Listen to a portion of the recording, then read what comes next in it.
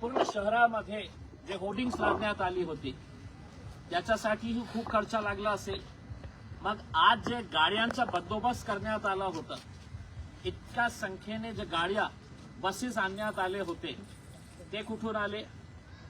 मग जे लोकांना पैसे वाटण्यात आलं होतं 300-500 रुपये देऊन, आपल्या समाजाला याच्या बाबतीत विचार करण्याची वेळ आलेली आहे की असा आपल्या समाजाच्या आई बहिणीला आपण पैसे देऊन खोटं रिझन दाखवून त्यांना आपण रस्त्यावर बोलवत आहे. या मोर्चाचा आमची भावनाला ठेस पोहोचलेली आहे, याचा काही संबंध नाही आहे. आणि दुर्दैवाने मला हे पण सांगायचं आहे की काही मीडियाची मी बातमी जेव्हा ऐकत होतो तर इम्तियाज जलीलने भावना दुखवणाऱ्या ते शब्दाचा वापर केला होतं.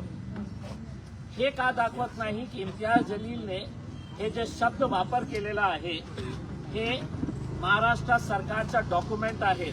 याच्यावर लिहिलेला आहे महाराष्ट्र सरकार वर्ग 2 ची जमीन, एससी समाजाचे गोर गरीब लोकांसाठी राखीव जमीन दुसरा कुणाच्या नावावर ट्रान्सफर होऊ शकत नाही जोपर्यंत तहसीलदार आणि कलेक्टर साहेब मेहरबान होत नाही, तो ट्रान्सफर होत नाही. हे डॉक्युमेंटवर हे शब्द लिहिलेला आहे. आणि याच डॉक्युमेंटवर संजय शिरसाट साहेबांच्या 2 मुलांचं नाव आहे, ज्यांच्या नावाने ती 10 एकर जमीन हे पालकमंत्री साहेबांनी आपल्या खिशात टाकली. मोर्चा काढायचा होता तर महाराष्ट्र सरकारच्या विरोधात काढायला पाहिजे होतं, पण त्यांना आपल्या मंत्र्यांना वाचवायचं होतं. आपल्या इश्यू जे मेन मुद्दा आहे त्यांच्या कोट्यवधी रुपयांच्या प्रॉपर्टीच्या बाबतीत ते डायव्हर्ट करण्यासाठी संजय शिरसाट साहेबांनी, त्यांना माहित आहे हे लोकांना आपण पैसे दिले तर हे काही करतील, आणि तसं केलं त्यांनी. लाखोंच्या संख्येने येणार आहे लोक. आणि आज सगळं समाजाला कळलेलं आहे की दलित चळवळ जे आहे, दलित मुवमेंट जे आहे ते खूप चांगल्या कामासाठी स्थापित करण्यात आली होती. पण अशा प्रकारचे घाणेरडे लोक त्याच्यामध्ये जेव्हा शिरतात तर कशा प्रकारे ते मुवमेंटला कसा कमजोर करण्यात येते आज त्यांनी सिद्ध करून दाखवले. गुंड प्रवृत्तीचे लोक इम्तियाज जलीलच्या विरोधात इतके मोठे मोठे स्टेज लावलेले आहे. तुम्ही सांगा ना मला की इम्तियाज जलीलचा विरोध करत आहे, करा तुम्ही. पोलिसांवर दबाव टाकून तुम्ही आणि तुमच्या मंत्र्यांनी पोलिसांच्यावर दबाव टाकून माझ्यावर अॅट्रॉसिटीचा केस केला, मी फेस करेल, मी पडून जाणारा माणूस नाही आहे. मग जेव्हा त्यांना कळलं की बाबा अॅट्रॉसिटीचा केस होऊन सुद्धा या माणसावर काही होत नाही आहे, होणारी नाही आहे, कारण या पोलिसांनी नियमाप्रमाणे काम केले नाही, या मंत्र्याच्या गुलामगिरीसाठी हे त्यांनी FIR रजिस्टर केलेले आहे. मग जेव्हा त्यांना हे कळलं तर त्यांनी डिफॉमेशन केस की आमचे मंत्री इतके आहे, चांगले आहे, की ते स्वच्छ स्वभावाचे आहे, काही भ्रष्टाचार केलेलं नाही आहे, हे पण कोर्टामध्ये मी फेस करण्यासाठी तयार आहे. हे लोकांना बिन लोकांचे त्यांना हे कळत नाही आहे का? एकदा FIR झाल्यानंतर काही नियमावली असते, काही प्रोसिजर असतं की नाही, मोर्चा बडा काढला तर इम्तियाज जलील अरेस्ट होणार करते.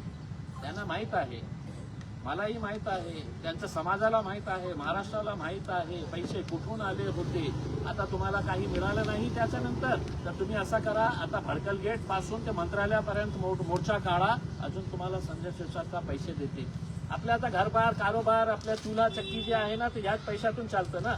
मग घ्या संजय शिरसाट साहेबांकडून मंत्रालयापर्यंत मोर्चा काढा तुम्ही. त्यातल्या काही लोकांनी तुमच्या घरावर हल्ला करण्याची भाषा केली, पोलिसांनी कारवाई केली नाही तर आमच्या पद्धतीने घडा शिकवू, प्रसंगी घरावर कधी करणार सांगा, कधी करणार सांगा. हे मला असे चिल्लर चालणार हे जे धमक्या देणारे आहे ना, तुम्ही सांगा मला कधी करायचे आहे, कुठे करायचे आहे. हे सगळ्यांना मी बघितलेले आहे, किरायचे टट्टू आहे, पैसे दिले ना तर माझ्या घरासमोर नाचतील, माझ्या घरावर हल्ला करणार. कधी करणार सांगा तुम्ही. आणि ज्यावेळी करणार आहे मी पोलिसांना विनंती करणार आहे की इथे राहायचं नाही तुम्ही. अशा प्रकारचे म्हणजे दादागिरी करून हे काही लोकांना गप्प बसवण्याची भाषा करणार असेल ना, ज्या भाषा तुम्हाला करते त्या भाषामध्ये इम्तियाज जलील उत्तर देईल तुम्हाला. काही लोकांचं असं म्हणणं आहे की इम्तियाज जलील यांनी जर मग तो शब्द वापरला आहे तर ते माफी का मागत नाही? सरकारकडून घ्या माफी. सरकारमध्ये तुमचे बाप बसलेले आहे का? या सरकारने हे काढलेलं आहे डॉक्युमेंट, ज्याला मी फक्त वाचण्याचं काम केलेलं आहे. या सरकारकडून माफी मागा ना. हे त्यांना माफी काही नाही पाहिजे. त्यांना ते 7 कोटी रुपयाच्या फाईलवर सिग्नेचर पाहिजे म्हणून हे सगळे लोक इथे जमा झालेले आहे. 7 कोटीचा खेळ आहे. आणि 7 कोटीच्या नंतर जे रमाई आंबेडकर घरकुल योजना आहे त्याच्यामध्ये जे घोळ करणार आहे, आता मी आपल्या मार्फत स्पष्टपणे सांगतो.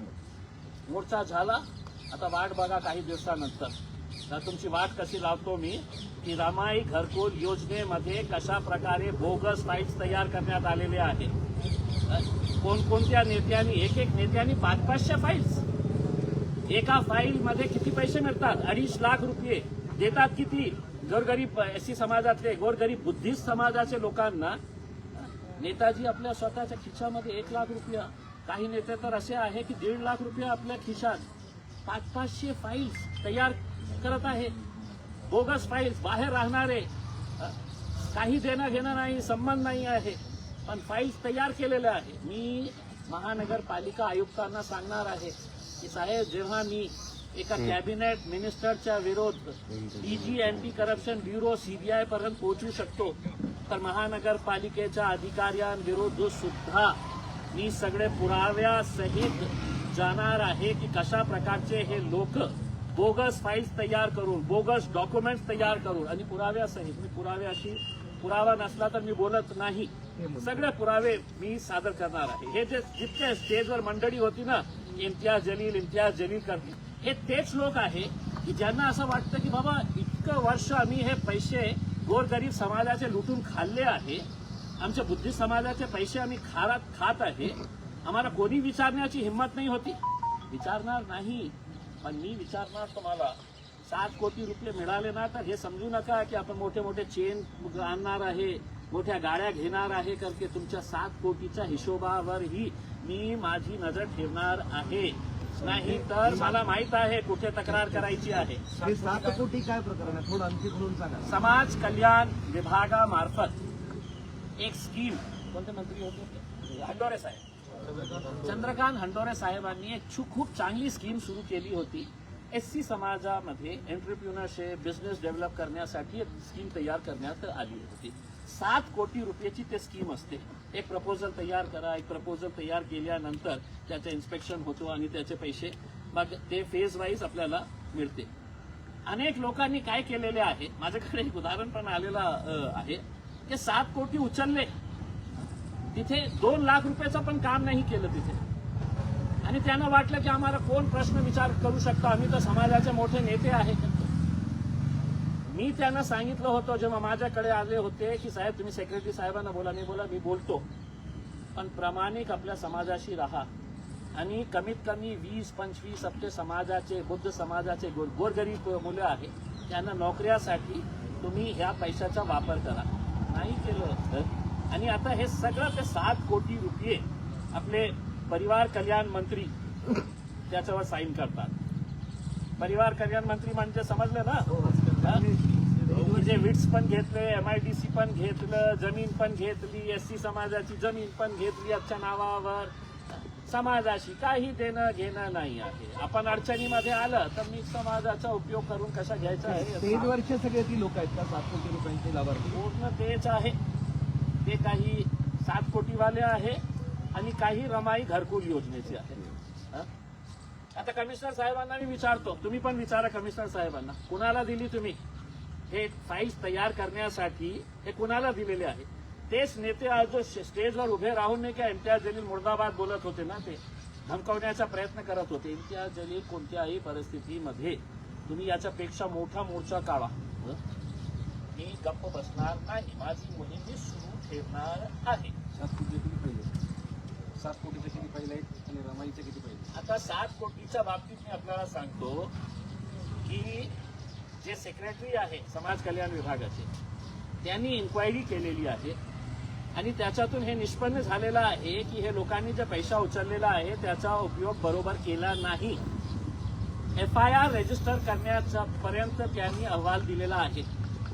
पण हे जे नेते मंडळी आहे ज्यांच्या पायावर हे सगळे बसलेले आहे की साहेब आम्हाला वाचवा, आम्ही घेतले होते 7 कोटी, चेन घेतली, गाड्या घेतले, फिरून आले तर तुम्ही आता बाहेर काढा की ते जे सेक्रेटरीने अहवाल दिलेला आहे की यांच्यावर FIR रजिस्टर करा, तर त्यांना वाचवण्यासाठी कोणकोणते हे स्थानिक नेते मंडळी आहे हे सगळ्यांना घेऊन गेले कुणाकडे की एकनाथ शिंदे साहेब, हे लोकांनी आपले पैसे खाल्लेले आहेत, राहू द्या ना, हं? तर त्यांच्यावर कारवाई कशा करतात? मग एकनाथ शिंदे साहेब तर मग आहेच खोके बहादूर, हं? तर त्यांनी सांगितलं हो काही नाही होणार, हं? आज त्यांनी मोर्चाकडनं त्यांची प्रमुख मागणी ही होती, कायद्यानुसार अॅट्रॉसिटीचा गुन्हा दाखल झाला आणि त्यांना आणि तुम्हाला अटक करण्यात यावी. अरे थोडासे शिका. डॉक्टर बाबासाहेब आंबेडकरांनी सांगितलेले आहे, शिका, संघटित व्हा, संघर्ष करा. थोडेसे शिकलेले असते ना, जे स्टेजवर उभे राहणारे जे लोक होते त्यांना कळलं असतं की FIR झाल्यानंतर आपण मोर्चा काढल्या पुढे कोणाला अरेस्ट होत नाही. तुम्ही काढलं मोठं मोर्चा, मग मला अरेस्ट, मी उद्या मोठा त्याच्यापेक्षा 10 पटीने मोठा काढू का की मला अरेस्ट होऊ नये? मग पोलीस त्याप्रमाणे कारवाई करणार का? त्यानं करायला पाहिजे. थोडं शिक्षण घेतलं असते तर त्यानं कळलं असतं की नियम असते, काही प्रोसिजर्स असते, इन्क्वायरी असते, त्याच्यानंतर हे सगळं कारवाई होतं. नाही आता अटॅक करा, आता अटॅक करा. पोलिसांकडून काही चौकशी तुमची इन्क्वायरी झालेली आहे का? आता असं म्हणाले की आता मोर्चा झाला, आता वाट बघा. हा. आणखी तेव्हा बाहेर काढणार.